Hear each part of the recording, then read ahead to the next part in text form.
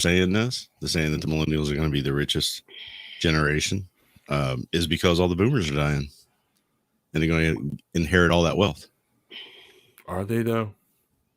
Mm-hmm. Or Depends on how much the government takes out in taxes. If they can weasel their way in to get all that money to pay the Social Security for all the people who are going to be needing it. So, yeah. See, the joke is that all that inheritance is going to go paying student loans. Yeah, it's just there's going to break even. There's going to break even with the inheritance. Well, the student loans getting forgiven, man. Some of them are. Some people are getting the student loans for like some of them. I don't know who you're talking about.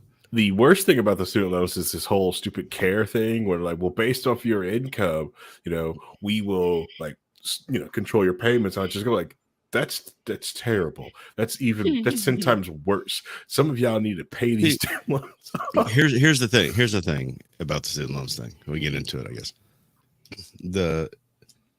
Everybody's like, well, just pay what you took out the loan, just pay it back. You don't understand how, and I'm going to use the word, fucked. Oh, come on! Student loan program is. Thanks, Rhinehold. Thanks, Rhinehold. It's after 8 seconds. We're good. The whole system is so screwed up because of all the different laws and changes. It's like government screws something up. Gee, imagine that. The government screwed up the student loan program. So now all these people are just getting ripped off. Mm-hmm. You pay because you can pay into these loans and they go, oh, it's income dependent, right? So you pay on the loan for 20 years. An income dependent thing, so no matter how much you pay, it's considered paid off after 20 years. But then they jack around with what constitutes a payoff year, and then they sell your loan, so you're paying on it, and your balance is. Let's say you take out $20,000, and you're paying these lower payments. Well, they're racking up interest, blah blah blah blah blah, and then your thing gets sold to another servicer, who's then gets sold to another servicer, and every time what they do is they take that unrealized interest and they roll it into the principal. So now your principal is $60,000. Mm-hmm. So now you're paying interest on $60,000 with this next servicer. So now you're paying. You didn't. I mean, this is if private lenders did any of this stuff, they would be so in jail. Yep. For the massive fraud that they're committing, but the government can do it. So now the government is screwing over all these people, and that's why they're going in and trying to do something to help alleviate some of that. And whether you agree with it or not, it's a government program. The government needs to either stop it or fix it or do something with it because they screwed up. They need to fix it. And you just have people who don't understand that stuff going, well, you took out a loan, you should just pay it back. I don't see what the problem is. Yeah, there is a lot of that. Loans sound complicated. Yeah, and there's also a lot of people who did take out student loans that went off and bought other things and barely even touched their student loan debt. There's a lot of people who complain about having student loans but have a $95,000 pickup truck. All right. Those are the people I want to talk about. I don't care about the person living in there's like 8 of them living in a 3-bedroom house and they're driving like a 90s Accord. Don't care. That person needs help. But the person that's in like the $95,000 pickup truck and $105 Infinity G-Wagon piece of junk with the $2,000 iPhone, nah, that person can pay his back his freaking loan. They have a trade-off issue. Anyways, hello everybody, and welcome to an exciting new episode of Low Key on the We Libertarians Network. My name is Harry, aka the Moving Target. Unbeknownst to you guys who are the big, awesome, amazing key holders get to watch and listen to all that amazing content we talk about before the show. But we rolled in some of this for you guys, so you get a little treat. So, you guys amazing key holders, you guys love this stuff. Anyways, as you guys know, we have some amazing topics today. You guys saw the banner coming off. We're going to talk about esports today. I barely know anything about this. It ticks me off about it most of the time because every time I see it jump off and try to do anything with it, pisses me off with it. But these two, the cast of characters that we got today, they enjoy it. They have issues with it. So I'm going to let them go talk about it and try to educate me on the subject that I'm ignorant on. But as you guys know, like I said, I brought some casts. So let's introduce them, bring them to the floor. You guys heard their voices. Let's know their names. Rhinehold, why don't you go say hi, Rhinehold? Hi, Rhinehold. This is me, Rhinehold. I am just a guy, That's all it is. Nothing major, nothing important. Just a guy. Okay, just a guy. All right, fine. And we also got Vincent. Vincent, you go say hi. Everybody, I'm also here. I love talking about this, and because it gives me an outlet for my my doomer mentality. Esports is lets me just put all the doomer into one spot. Yeah, and it lets me talk about all the frustrations I have in other areas that we don't get to talk about on this show. Hi, Jackie. Hi, Jackie. Yeah, that's something we're gonna probably bring on, talking about like esports. Jackie might have some opinions. Anyway, so yeah. So like, yeah. So all those people that did listen to that treat, let us like rag on like student loan debt, stuff like that. So yes, we usually don't get to that much stuff, but you know, figured to let it go on. Great little opening. So this isn't my topic, so I'm not going to tee this one off. So I'm going to hand the ball to you know what? I usually give it to Vincent for some. Just Rhinehold, do you want to tee it off, or do you want me to give it to Vincent?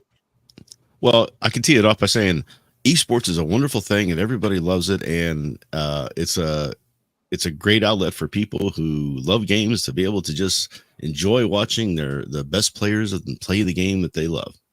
It's all good. There's nothing wrong at all whatsoever. Right, Vincent? Totally. That's totally not the most sarcastic comment you could have made. And and we can easily just immediately start doom scrolling into what esports has become. So how about Rhinehold, what is your history with any esports stuff? Just like even just watching it or anything along those lines? I actually have a little bit more history than a lot of people might have. So I enjoy watching. So I grew up watching football, other sports like that. So there was this concept early on when esports started to be a thing, where people were like, "Why would I pay money, or why would I spend my time watching somebody else play a game that I could play?" It's like, I can play football and I can play basketball, but I sit down and watch the best people playing that sport because it's entertaining to watch. It's the same thing, right? So that's when that mentality has to kind of coalesce around it. So it makes it something that's actually acceptable, right? So I started watching a little bit of CS:GO when I was, early on, because that was like the big thing leading the pack. And then I got into a game called Dirty Bomb, and that was going to be like the new esports breakout. Right. It was a very interesting, fun game. It was very fast paced. It was 5x5, but it had respawn. So it was a little bit different than CS:GO. It was a lot of fast movement. And the esports leagues were trying to get that as it first came out in a public beta. They were trying to get that as an esport right away. And the developers said no. And they tried to write their own coding to do the observation stuff. And it was they kind of fumbled the ball a lot on that one. There were some issues, and the player base went down, and they never recovered. But early on, they were trying to do esports leagues. I was actually I was one of the people who was trying to put a league together. It was me and two other guys that had actual esport experience with Wolfenstein. Return to Castle Wolfenstein was a thing then as for esports. And that's where most people came to this one, because the developers of Dirty Bomb were the developers of that, the net version game of it, and made it popular. So they were making the Dirty Bomb as their own new thing. So a lot of those people came over. So a couple of the guys who had that experience and I got together. We kind of put together a league. We had a couple of games. The players were complete assholes, and it became so annoying that we just stopped doing it. But there was another group that was trying to do it. I ended up being a caster for a couple of the games, right? So I would be like the person as it's happening, trying to explain it and have commentary and do color. And we didn't have as good a handle on certain things. It was really hard to kind of cast what we were doing. And then the two guys we were doing were both trying to do color, and one guy wasn't doing play-by-play, blah, blah, blah. So it was a whole thing. But that's not an easy job, and I give props. And we can talk about the problems with esports all day long, but the guys who do the casting and make that sound exciting, which really helps amp the game up to where it's enjoyable, those guys are rock stars. And I I really, appreciate what the work they put into it, and what it takes. Absolutely. And one of the biggest people who were trying to push Dirty Bomb into being a thing was Pansy, who was a CS:GO commentator. She does the play-by-play on that. She really loved the game, so she kind of tried to push it. She knew developers. It just didn't work out because the development crew and some of the people playing it they just had a whole thing fighting back and forth, and it turned into a whole mess. And it's still playable today, even though the company is banning it. But they still have servers that they rent out to the community. As long as their community are paying for those servers, they'll keep them up, they said. So it's still out there. You can still go play it. Just not nearly what it could have been. It really missed the mark on its potential. But that's my history with mostly esports. And then I watch other esports, like tried watching Overwatch and Paladins and all that stuff. And it's just like, if you can't do the play-by-play in color on the casting of those games, and the camera work has to be good to know what's going on, to get the people who are watching to follow it. It's not going to be as nearly as successful as something like a CS:GO, where it's so well honed because they've been doing it for so long. They know how to do it. They know when to be looking at the right places. They know the replays. The tools are good.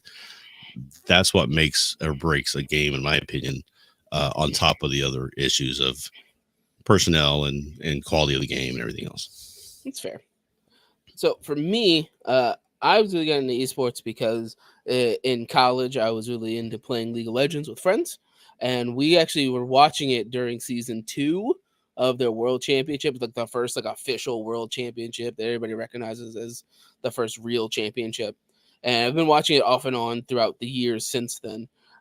But because I have the occasional infinite rabbit hole, I was into a lot of the journalism and all the other stuff outside of it, and people talking about the game and all that kind of stuff.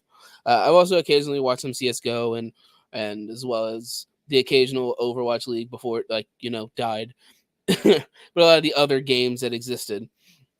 But for the most part, mine's mostly League of Legends. But a lot of my stuff, through League of Legends, I was able to find a lot of useful resources of actual people who talk about these games and get into these games. It has a lot of information about these games.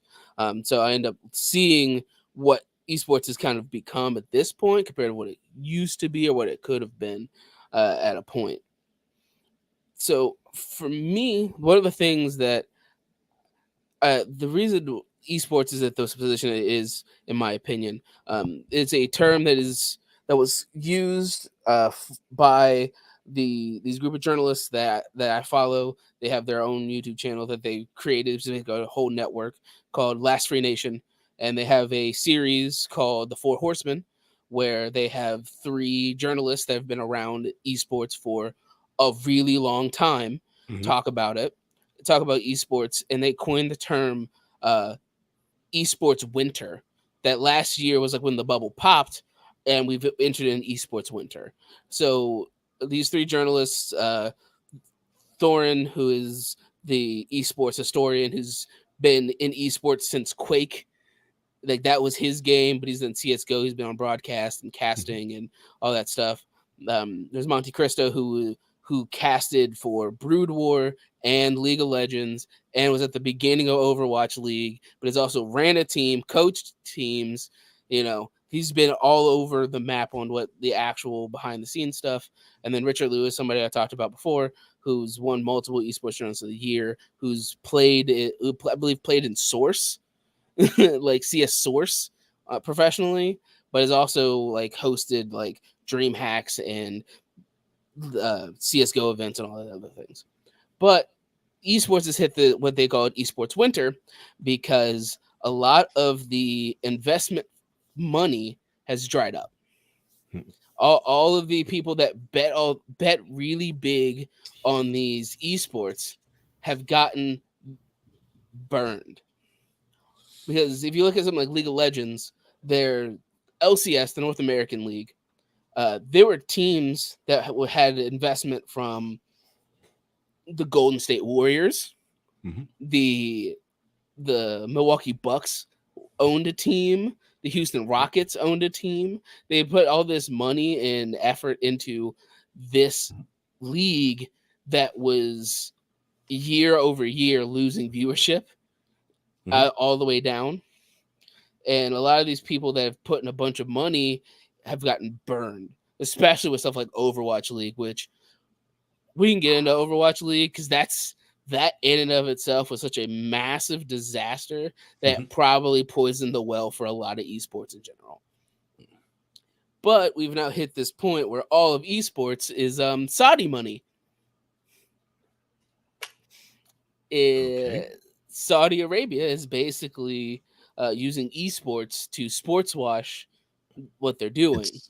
It's not just esports though. They know it's a lot of things. Golf leagues. They own a bunch of the NBA leagues. Yes.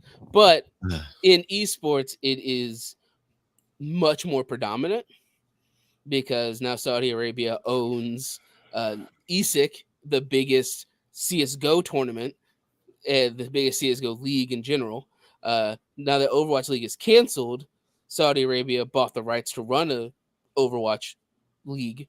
They also are going to do the esports Olympics in Saudi Arabia.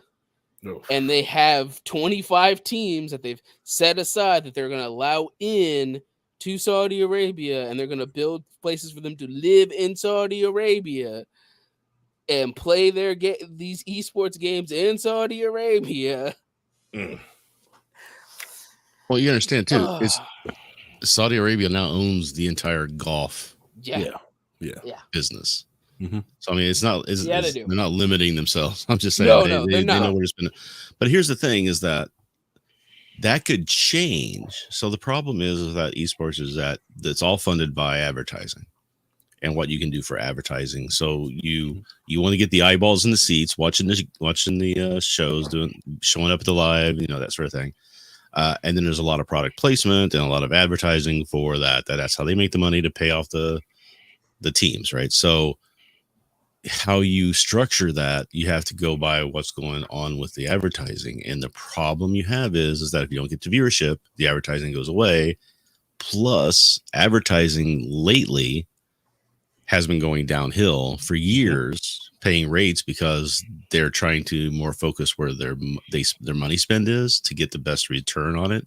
And even like on podcasting, in radio and other things like that, that money's drying up because it's not giving as much return as they were hoping for on it. So that's where you get the people like Saudi Arabia, where they can come in here because they just got money to spend, to burn, basically. And they can do the things that they need to get out of it because there's no competition for that, because the advertising isn't where it needs to be. Part of the problem is that the viewership is down because some of the esports that they're trying to do aren't games that have a long lasting life. Like you have football, you have soccer, you have baseball, etc., basketball. Those are games that are going to be around, that have been around, and they're going to be popular games for the next however many years. But Overwatch is not a game that's going to last that long. CSGO has survived and lasted as long as it did because it breaks down the core of the gameplay so well that it's actually something that's going to last. It's like almost as ubiquitous as a baseball would be, right? It's got rules. It's very simple to follow. It's got great tools. All that stuff is there for that game. It's probably never going to go away. It's been around for so long. But you got these flash in the pan games that come along, and people get hyped for them for about a year, 6 months to a year, maybe 2. These leagues all start up because it's going to be the next big thing. And then people playing the games kind of go, look what happened to Fortnite, right? So I play Fortnite a little bit. I've been getting back into that. But it had a big blast and it was a big deal. And then kind of went, because people started kind of get bored because it wasn't enough to capture the attention of people for a long term because of the style of game that they were presenting. Player Unknown's Battlegrounds was where I thought that would shine because it's a really detailed game mode and everything like that, and it's very, very more set in a realistic type of gameplay as opposed to a more fantastical or arcadey type of gameplay like Fortnite was. But it didn't do anything either, and it can be attributed to many different things. It's not usually just one thing that kills it. It's a combination of people putting together these leagues that don't know what they're doing, and financial incentives and structure aren't realistic for the type of game that they're doing and what money they think they can get in, and that all kind of collapses in on itself. And at that point, you get people who are excited to get in there and try and play. Then I find out they're not getting paid any money. So why am I spending my time playing these games? So then you have the better players going off and doing other things. Mm-hmm.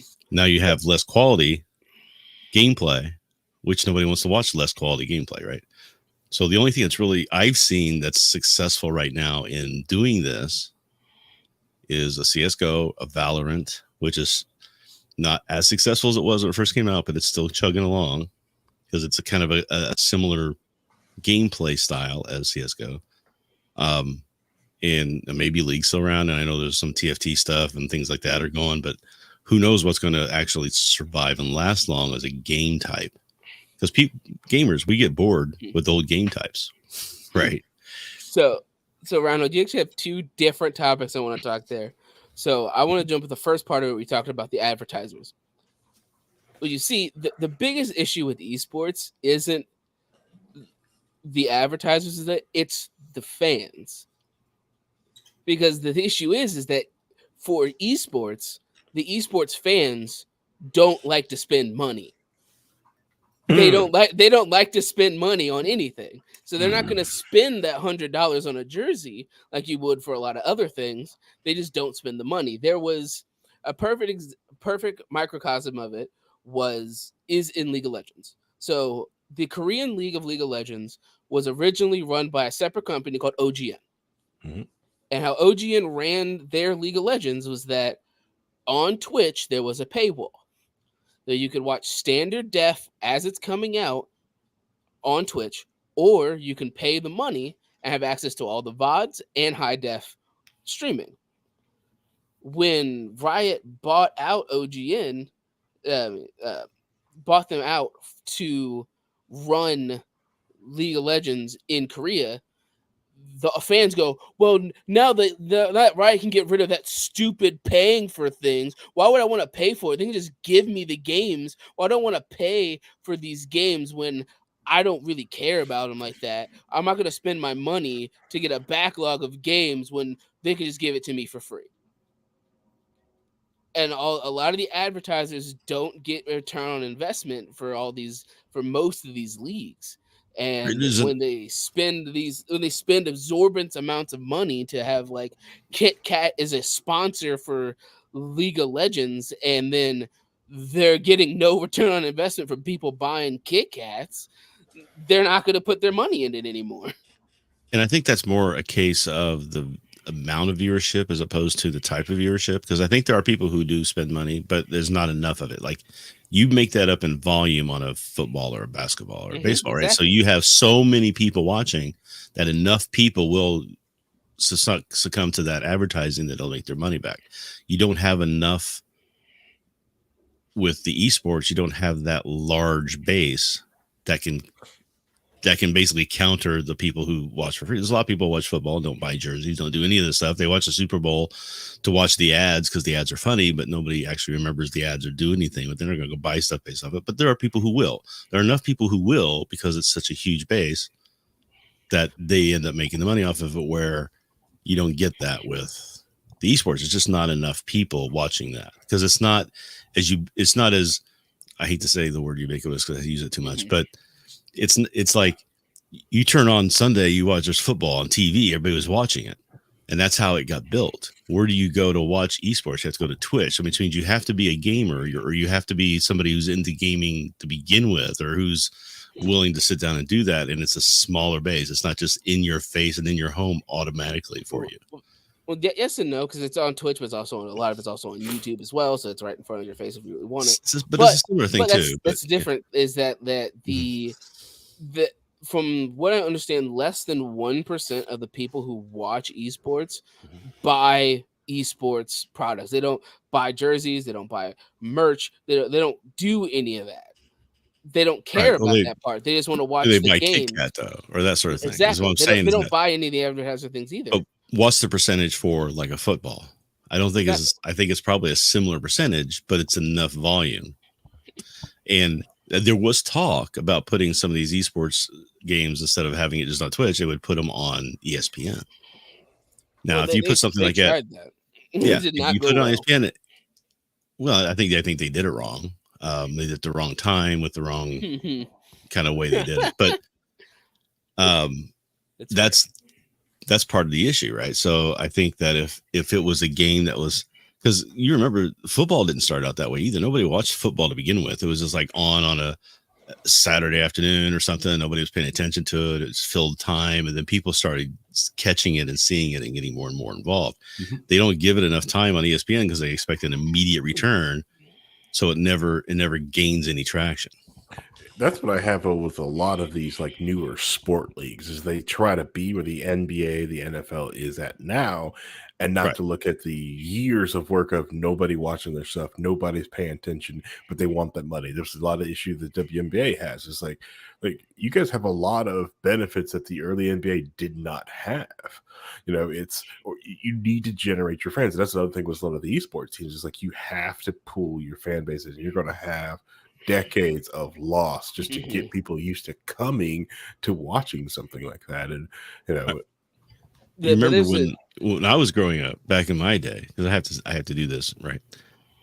Back in my day, I mean, in the ABA and the NBA were two different leagues, and they were having trouble getting people in the seats. They were doing gimmicky stuff, all kinds of ways. Like, we're going to use a red, white, and blue ball, and we're going to put in a 3-point line because that's going to make it more exciting. And they were trying to do all these things to get fans just to come to the games, let alone watch it on TV.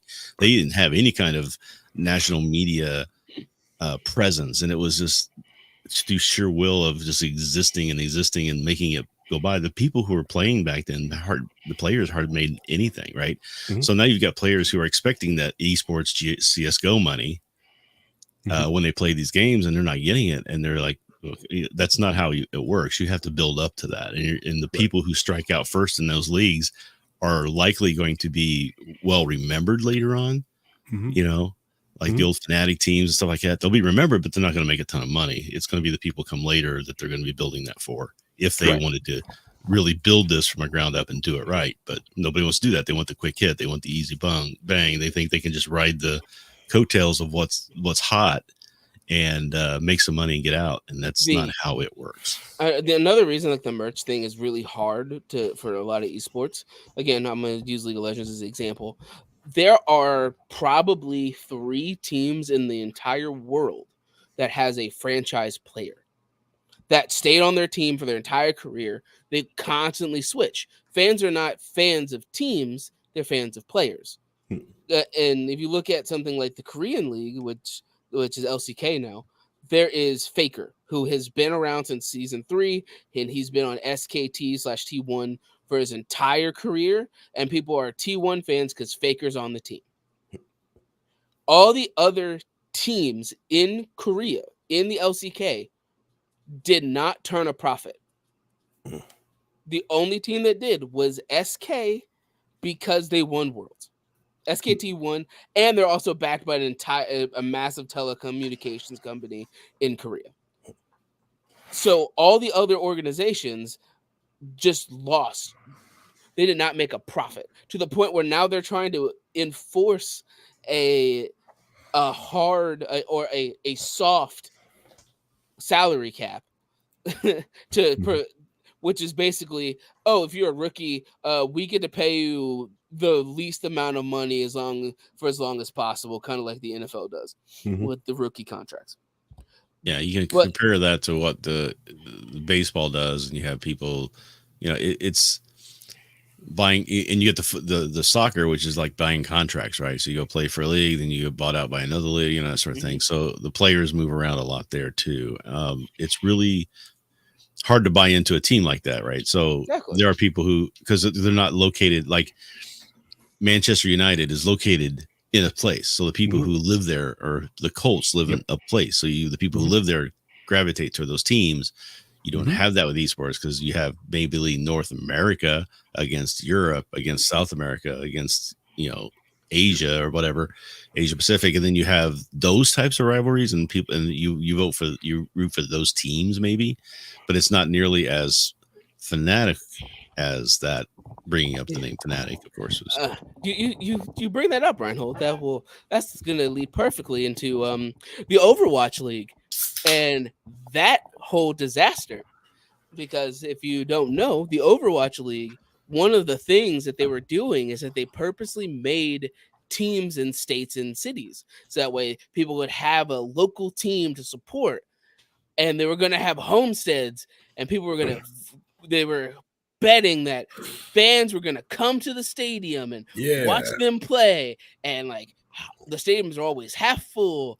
And so one of the things about the Overwatch League that blows my goddamn mind, so much money. Oh, not only do they waste so much money, so like there is like the white papers that they were giving out to people to invest into the Overwatch League. Mm-hmm. One of the most bonkers things on it was that they were setting that all the players' salaries would be $52K. Okay. Which is less than the minimum wage in California, which they're all based out of. So the people investing, the amount that the paper said they were going to pay the players, they couldn't legally pay the players that much. Legally. Because it's a job, and it's based out of California, meaning that they have to have California minimum wages. They also assume that all the teams are going to make millions of dollars apiece. And they were going all in on the homestead model of people leaving their houses to go to Dallas to watch a game, and then hoping that people in Shanghai are willing to leave their houses and go to a game to watch the Shanghai Dragons play the Dallas whatevers. And then COVID happened. And then half of their model of homesteads and have everybody show up is now gone. And it got to the point where they were paying teams to leave the Overwatch League.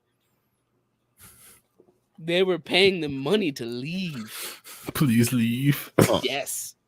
In addition to that, so that tells into the back when the ABA days, they couldn't get people in the seats. It took years. They didn't want to wait that long to do it. They were expecting a big investment return. Yes. Second, it was hard for people to get into Overwatch if you didn't already know Overwatch. The thing that's great about football is that you can watch the football and the announcers can explain what's going on in a way that you don't.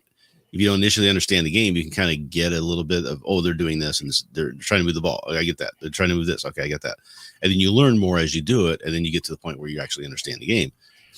The way Overwatch worked, the announcers when I watched a couple of the games that were being cast were not able to do that. They were not able to explain the game in a way that made it so a non-Overwatch person could enjoy watching that experience. It just looked like a bunch of people doing stupid stuff, and then there's no enjoyment there. There's no, like, oh my god, this happened, and you're like, well, what's the big deal? What does that mean?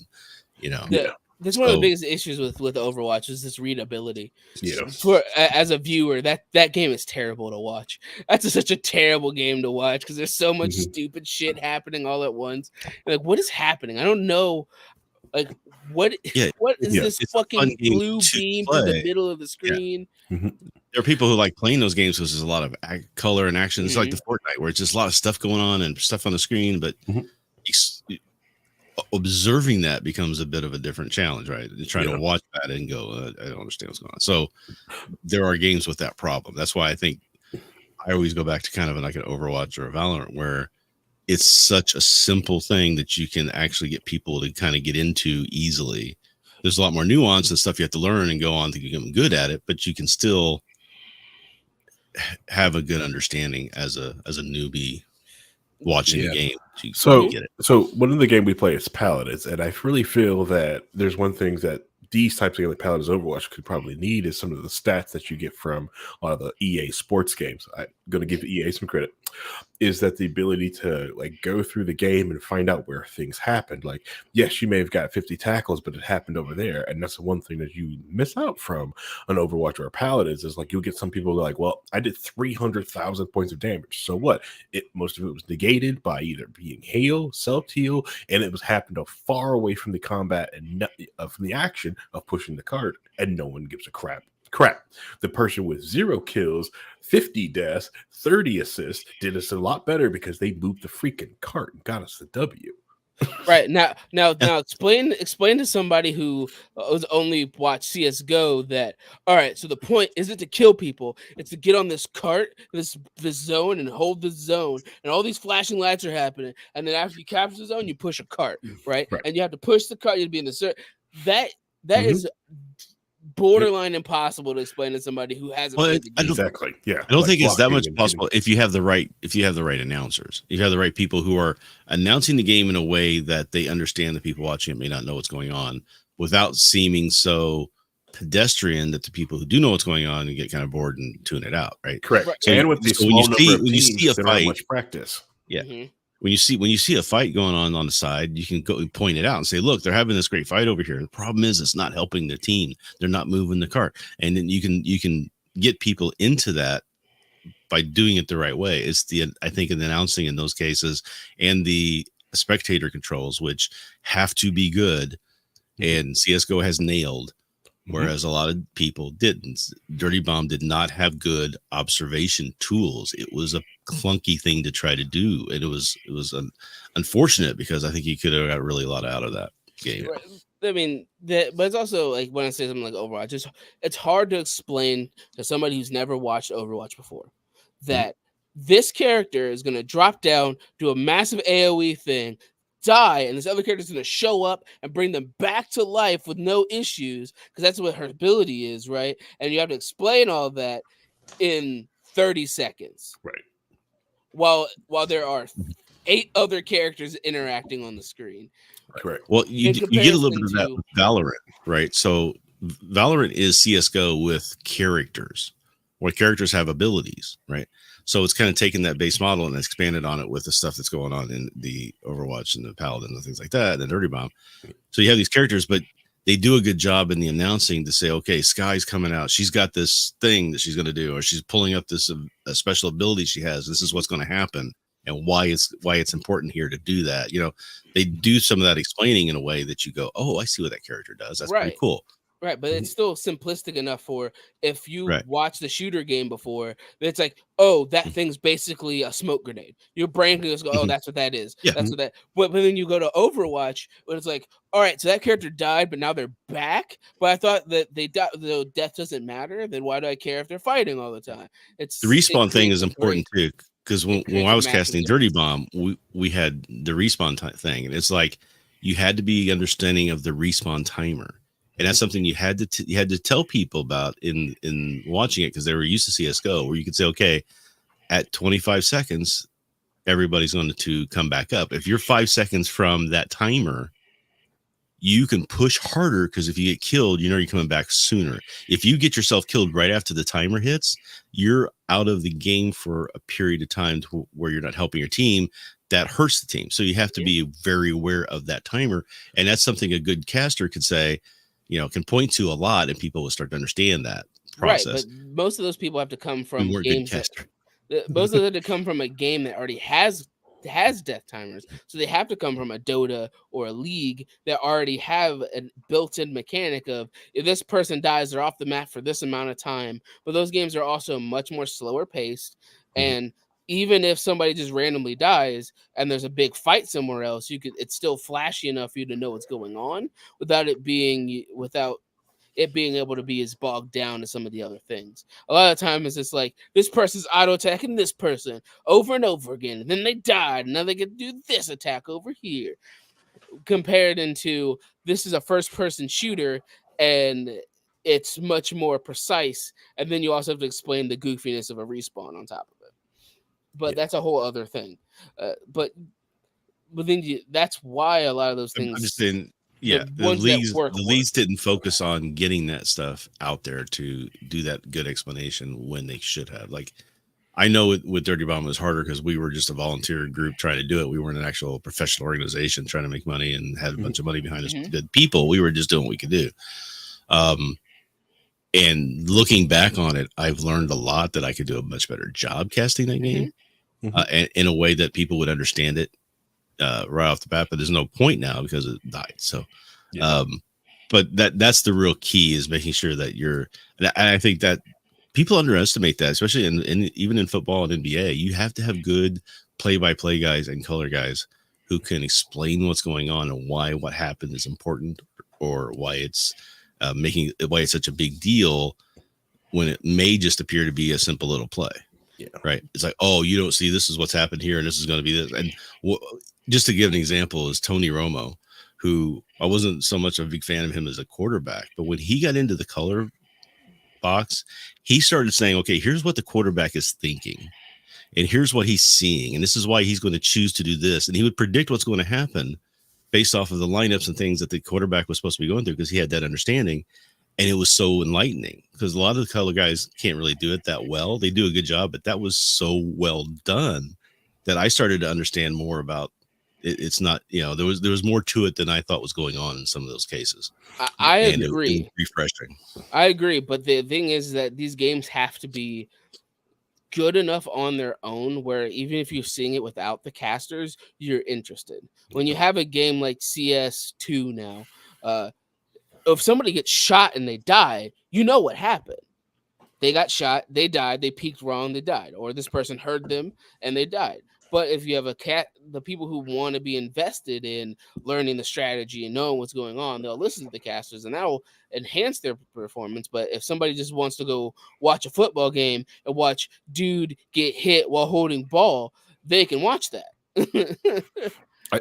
I think the other thing is like there's not much manipulation. They manipulate the NFL rules, but not like how Overwatch and High Res manipulate the rules inside their games.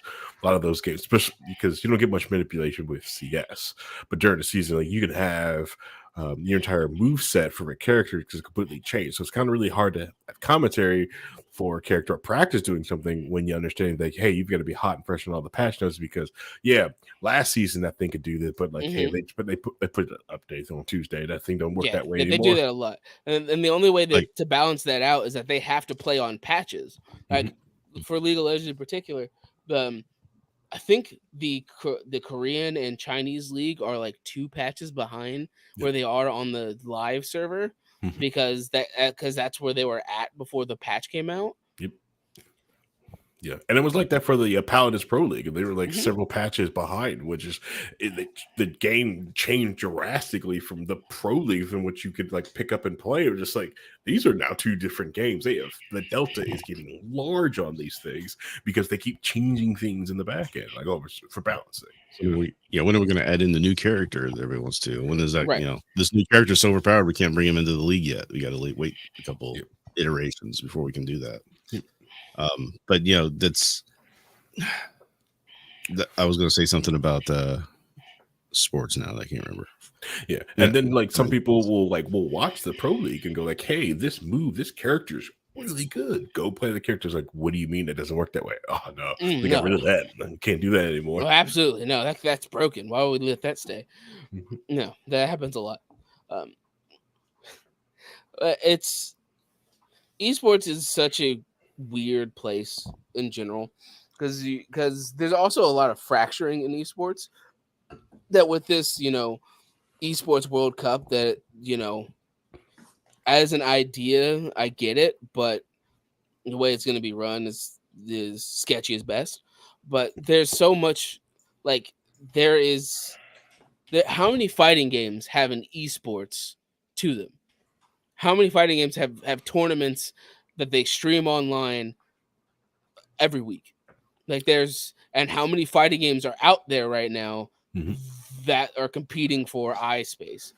Because there's Killer Things, Smash Brothers, and a bunch of. See, Rhinehold, you're like 5 years behind at this point. You have Street Fighter 6, Mortal Kombat 1. You got You got the Blaze games. You got the Guilty Gear games. You got the people still playing Soul Calibur. Yeah, you got the new Tekken that just dropped. You know, there's plenty of people who still play a bunch of old random games. Like a one Evo, there was somebody playing the Super Nintendo Sailor Moon fighting game. Yeah. Like I loved Bloody Roar. I found out like people are still playing that freaking game. I was like, what? I was like, I get into Bloody Roar. Well, here's another thing too to bring up is that money is a part of an issue as far as paying the people. We talked about that before, but think about it. You're a Tens, who's one of like the top guys in Valorant right now, and you can be on a league which takes a whole bunch of time, a whole bunch of practice, and you put a bunch of effort and work into it, and you might see some money. Or I could spend that same time streaming to Twitch and YouTube and make bank, right? Because I'm the best at it. I got people watching me, just terrorizing the non-pro leagues and just having a ball, right? So they love to watch that. So you're making a ton of money like that. People playing Fortnite, and they're like, we don't even care about the tournaments that they have on there because we just want to go have fun and knock stuff up because we're streaming and we want the content as opposed to like really intense gameplay. So right, it's what people want to watch too. Because the esports, honestly, esports only really focuses on like 10% of the people who play the game. Like if we had to pick an arbitrary number, it's like 10% of the people who actually play the game watch the esport. You know, and then out of those 10%, how many of that 10% are going to buy merch or do any of those things or actually stay invested? And then you also have, to be honest, at this point, the players thrive the most with esports because they were making millions upon millions of dollars. Like a lot of them were making millions of dollars while companies were, I think C9 hasn't been in the black for like 7 years or something like that.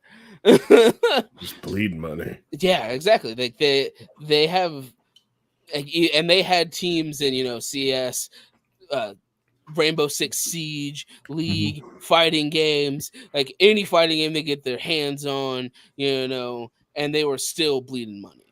And that's just, but the players will still get their guaranteed salaries and making money, while the companies were the ones that were eating all the organizations were the one that was eating all the money because they had to keep getting investment firms and bringing them in to get more money to keep paying these players and the only way to keep their team relevant is to have the players that people want to watch. So they have to spend more money to get the players that people want to watch on their team. And then that created another cycle of the teams get worse because you're spending millions of dollars to bring in somebody from Asia to come play on in a North American team that ended up being a mid team anyway, because that person immediately got culture shock because now they're in California from being in Taiwan and expected to keep any kind of working regiment together. Yep. There's a guy named Disguise Toast that was he was streaming for a long time, doing a lot of different things, but he's trying to put together teams now. And he has a video where he's like, I lost $1 million playing putting together an esports team. Yep. And the worst part was that they put together a Valorant team and they were doing really good as a Valorant team, and they got into a match that if they had won, they would have probably gone to the finals or whatever. And it turns out the people they were playing against were cheating. They got caught cheating near the end, later on in the matches. And they were like saying this guy's got to be cheating. Right? So they finally got caught cheating, but they didn't retroactively go back and give them wins and get them in the league. So they were just bombed out. Right. So for that, they lost all that money that they had spent. Oh, just no. kind of down the drain. If only Valorant's Colonel Anti-Cheat also had replays. Oh, who would have thought? No. Who would have thought? Oh, that's a whole other discussion, because like the CS2 community is losing their mind, saying that all CS2 games are full of cheaters, and Valorant's Cardinal Anti-Cheat prevents cheaters, and that Valorant's better because they have no cheaters, and CS2 has only cheaters because Valve is busy trying to make the game work because the game came out less than 6 months ago. Yeah. Well, all you gotta do is go to YouTube and do a search for all the people who have been caught online cheating, like streaming while cheating or being caught while on video actually doing it. Those videos are fun to watch because these people are just like, get out of here, man. I love to watch the karma of them getting caught. But esports has also ran into this thing where the example of how the players have so much control is stuff like TI. TI, for people who don't know, is the invitational for Dota. And the pro players for Dota don't go into tournaments all year. They don't really care. They go to one qualifier to get them into TI, and it's usually just a bunch of 5 really good players, and that's it. They don't get an organization. They don't sign with anybody. They just make up a name and sign up, go into the invitational. And since the invitational is funded by the people buying microtransactions in game, they get bunches of money. So these organizations get completely screwed that have been like let's say a C9 who has a Dota team and then 5 really good players decide we're gonna come up as team and then win the tournament and get millions of dollars, and then C9 is just like, well, I invested these millions of dollars in these players and I just lost out on everything. So why do I want to be involved in Dota? Because that doesn't make any sense for me to be here. Right. Yeah. Just get boat raced by some scrubs and showed up. Yeah. Yeah, exactly. This is what, and because there's no consistency across a lot of teams, those organizations are forced to dump money to get the big names to keep their teams running. Like, it's crazy. Yeah. Back on the cheating thing, I do miss seeing the kill cams on a lot of games, because when you go to see how you got shot, you can literally I know some people cheat from that because it's like, oh, okay, you're sniping from here, you came from this. I get that, but when you see you're like, no, there is no way that you saw me from that kill cam.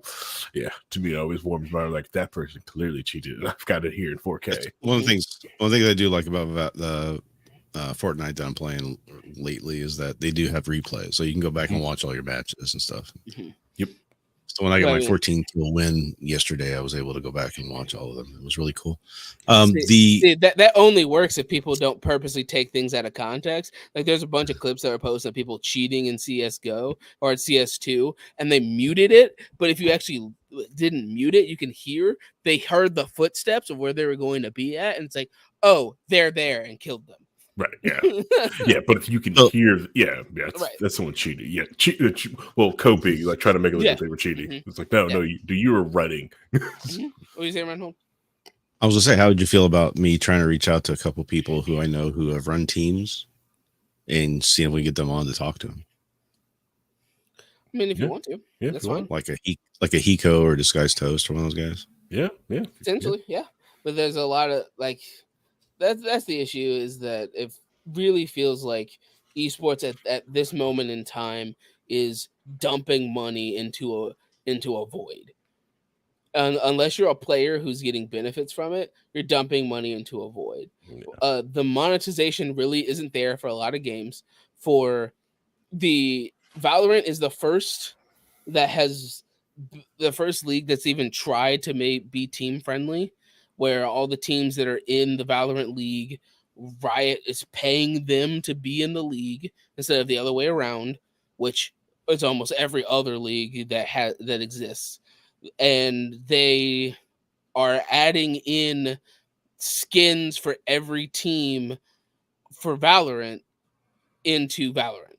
So every single Valorant team that's going to be in their world championship gets an in-game skin that people can spend money, and the proceeds will be split 50-50 with the company and Riot, with the team and Riot, which is surprising.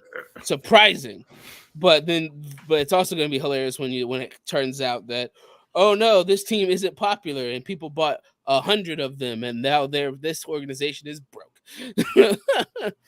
And then Valve is now Valorant is keeping their team levels numbers down. I mean, they're only doing on the North America side, there were 7 teams, I guess, that got invited, and only then had the double play-ins, double elimination that they just did this last week. Get into the final thing. And I think that's a good way to do it. To not have just a whole bunch of teams. You got to kind of limit on that. I believe they have like 40 teams each with their own skin in the game, but that's across all regions. But yeah, I mean, Europe and and like Valve is splitting sticker money with the organizations that get stickers in their game for CS2, and like that's where most of that monetization is coming from. Fun thing is that a Valorant though, I mean, Valorant players will buy those skins. I mean, Valorant players buy skins regularly. So it's like Fortnite people, they go to the store, they buy the skins with the V-Bucks because you can earn V-Bucks with the Battle Pass in a way where you could actually buy things without spending too much actual cash. So people are buying those skins. And how Fortnite makes money on the back end of that is a whole other thing. But I know Valorant and Fortnite, they are actually filled with players who will spend the money on it. I mean, CSGO skins are a thing. There's a whole gambling ring of skins trading for CS. So that's illegal trading sites. The whole other. You mean Russian laundering sites? You mean? But that's the other thing too. Is CS:GO is popular. They have people who will spend the money on those skins and get them and do what they need to do to get them. So, well, it's this. That's what I'm saying. It's like Valorant is like the first time that they're actually paying the organizations to be there. The organizations aren't having to pay in like with the Overwatch League where they had to pay in $60K to get into the league. And then towards the end, they let amateur teams join without paying anything. Imagine investing that money. Imagine being Robert Kraft, who invested in an Overwatch League team. So the owner of the New England Patriots had an Overwatch team and watched as fucking 5 nobodies from the middle of BFE are now on the same level as the team you invested your money into. There's no wonder why the investment money has dried up.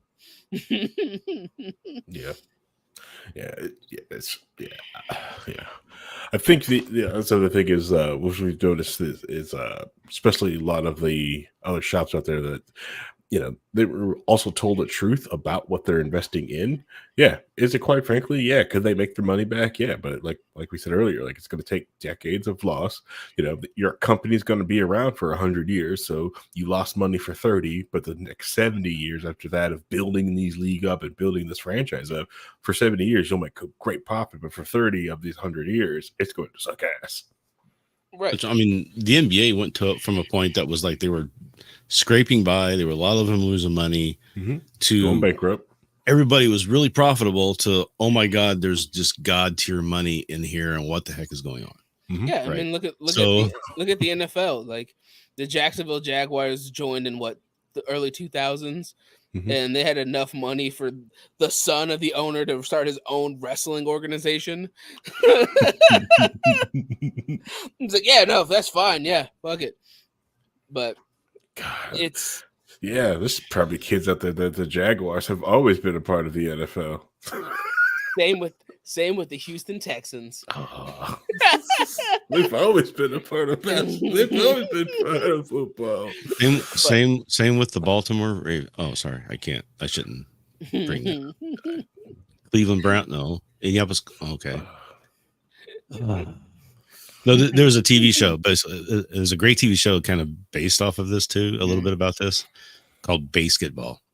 Now, that movie is so good because it really does point to a lot of the problems with professional sports, especially in the early 2000s. And it really hammers a lot of that stuff home. And it was really a lot of fun, but it was just like, what I was going to say about it was that they were talking about all the teams moving, and they were like, the New Orleans Jazz went to Utah where they don't play jazz, that sort of thing. Some of the funny things that they did. Oakland went, Oakland went to LA, then back to Oakland again, and it was just a funny little diagram that they did in there. It was a little bit of Las Vegas. Vegas, yeah. So the movie, So esports as it stands right now is a toxic waste pool of Saudi money and people coping. I didn't even get into the cope that people at Riot were having, that there's like leaked messages from Slack channels, but from the Rainbow Rioters, who are the LGBT members of Riot, saying that it's a good thing that we're partnering with Saudi Arabia, even though they don't want us to exist. It's a good thing because the characters that we see are gay will be played there, even though they're not gay in Saudi Arabia, you see. But our representation won't be banned there. But so it's a good thing that we're going there. Yay. It's a crashing of broken promises and broken dreams. Oh, the cope. Yeah. The cope. Put the cope banner up for you. But yeah, where it sits now is that I won't be surprised that in 5 years, Saudi Arabia is the only thing running esports, except for like some of the fighting game tournaments in North America. Yeah. If I'm honest, that wouldn't surprise me. I don't think Saudi's going to get into Valorant. I think China might keep them out. Here's the thing. Riot has already in talks with Saudi Arabia to let them run a League of Legends tournament, which they haven't done. Let anybody else touch League of Legends in like 10 years. And if Riot doesn't run it, they don't let other people run it. Literally, if you want to run a tournament like a high school level, Riot has to authorize it and approve it first. So Riot is like, we can let you have that in your esports Olympics. Yeah, that's fine. Trust me, the money's there. China doesn't care. China's getting the money. They're getting the money either way. They need the money. They're having a lot of issues. They're getting the money. A lot of wildfires. A lot of wildfires. A lot of got to deal with. A lot of flooding. A lot of flooding. A lot of buildings. A lot of tofu drink buildings. There. Mm-hmm. But no, it wouldn't surprise me that in 5 years we hear that the esports Olympics is on its like 5th anniversary, and it's all the popular esports and all the important companies from all over the world, and it's just going to be Saudi run everything for esports at this point in time. That wouldn't surprise me. Because where it stands, that's what it's going to be. There's talks that there's not going to be partner leagues anymore for CSGO, for CS starting next year, and they haven't specified what that means, meaning that, if it's either ESIC or nothing, meaning that you have to work for Saudi Arabia if you want to be play CS2, Yeah, that's okay. Nothing. So are you willing to bend your morals to make money? If so, then play esports.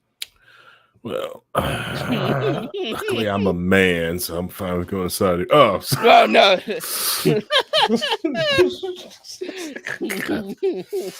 God, man. Anyways. You say that, but you wouldn't really want to be there. I don't want to be there either. You don't want to be there. I don't want to be there. Because I can't go anywhere where I don't have freedom of speech. I'll say the wrong thing in the wrong place. Can't be there. One thing that's interesting to watch is I was just looking at the numbers, trying to figure out how Live Golf is doing compared to PGA. Now that Saudi Arabia is doing LIV, and I think it's gonna be interesting to watch that viewership number and see how many people just say no, we're not going to watch Saudi Arabia backed sports, and if that trickles down into any of the esports stuff or not. I mean, people are still watching ESIC. They have Saudi Arabian teams playing for them, that Saudi Arabian state-owned teams playing in the organization. So I don't have a problem with that, though. I don't have a problem with countries or whatever having teams that they play into the league, but the league needs to be more ubiquitous. Here I am with the word again. It needs to be more balanced in ownership, right? It can't, like the NBA is not owned by a single person; it's owned by the owners of the teams. Right, so there's nobody who can just control everything. You have to have votes and buy-ins and stuff like that. Besides China, you don't understand China. I think that will pull just on a lot of American ignorance who don't understand who owns what anymore. They don't understand it. They don't look at it. You know, a lot of people do get messed up when they figure out a lot of companies still own the same dang thing, even though they try to leave a company. Like all those people who's like, I'm gonna boycott Bud Light, and found out how much stuff they had to get out of their life. It's like, ooh, good luck there. Yeah, now you got all those people drinking Bud Light again and advertising it. So Kid Rock has got one in his hand all the time. So yep. Don't worry, guys. They're gonna continue their campaign to ban the guy on Steam who has the Sweet Baby game list. Oh, did they actually ban that? No, they're gonna keep trying to do it though. Oh yeah, that's on my curator list. I just want to know if the Sweet Baby Ink is in there just in case. It's a fact. It's a fact. Yeah, because facts. I love facts. I love facts and representation in my games. I want to make sure that it's there. You know? So. I mean, I don't know why they think that's a threat that they're putting their games together. Wouldn't they be happy to have all their games they worked on in one place so people can follow them? In a list. I don't know. I don't understand. I don't understand why they don't want that. You know. We're memeing here, Rhinehold, on something you probably have no fucking idea about. I can get the gist, but I'm not. We'll get into it after. We'll get into it after the Twitter breakdown. Like, oh my god, like there's some. It is a dust up. Like this is some stuff has gone down. But we'll get into it after. We'll get into it after the episode. But yeah, no, esports is a dumpster fire. We are continued into esports winter. Just play the games you want to play and try not to look too hard at the things you want to watch, because more than likely, if you care, it's going to be run by Saudi Arabia. So if you care, you'll stop watching. And if you don't care, you'll probably just keep watching and be happy about it. Yeah, pretty much. Anyways, before this episode get too long, we're going to end it right here. Thank you for watching this episode about esports. You could have been listening to anything else in the world, but you decided to listen to this. And to you 300 plus people who tune in every week for this, thank you. You guys are Dear Leader Spangle released the wrong episode last week. I had to go back and refix that. Then you guys re-downloaded it again and hurt the servers. Good job on you guys for downloading it. You did notice that jump up on download, so appreciate one of you. I don't know. I don't have a topic for next week. I will be really tired next week. I'm doing a server migration all next weekend, so hopefully it goes like awful and I'm working all the entire weekend. That's what I'm hoping for. Everything's gonna go wrong. Yeah, I don't know. Should be fine. I do have a final word. What you okay, Rhinehold, do your final word before I finish my spiel. I just want to say happy birthday to my loving wife, whose birthday it is today, and how patient she is in letting me do this instead of sitting and spending time with her. So, happy birthday. Oh, that'd be $5. Take it out on my paycheck. Not gonna lie, I would have canceled on your guys' asses. I'm not gonna lie. TBH, I would probably cancel on your asses. I was thinking about it. I would have canceled on your asses. I was going to, and then you said it was like going to be me and Vincent talking about this. I was like, well, I can't not show up now. It's gonna be. I went ahead and talked to her, and she's like, "Oh yeah, you're right." I would have hit. You never spend time with me anyway, so who cares? Wow. I would have full sent the. Past the next week. Leave me alone.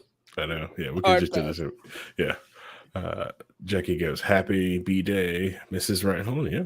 Happy. Her online name is Amara, so. Yeah. Well, she clearly does watch her show. Well, she's probably one of the 300 people that download. She does watch her show. She was here last week. Oh, yeah, that's right. She was here last week. Yeah, she was commenting last week. Yeah. That's true. Yeah. She was a little. She was watching, but some people are watching us on Twitch, on twitch.tv/we are libertarians. That is the letter R. And some, like Mrs. Rhinehold, is watching us on youtube.com/we are libertarians. And some people are getting on the Facebook page. I appreciate those people listening there. Mostly people who watch there's my mom. So that's why. Some of them are watching this on Rumble and on X. Because that's all working. I didn't click it on X. I wasn't clicking on X either. No, I don't even click on sites that allows me to. No, sorry, I'm not gonna. No, I'm not gonna.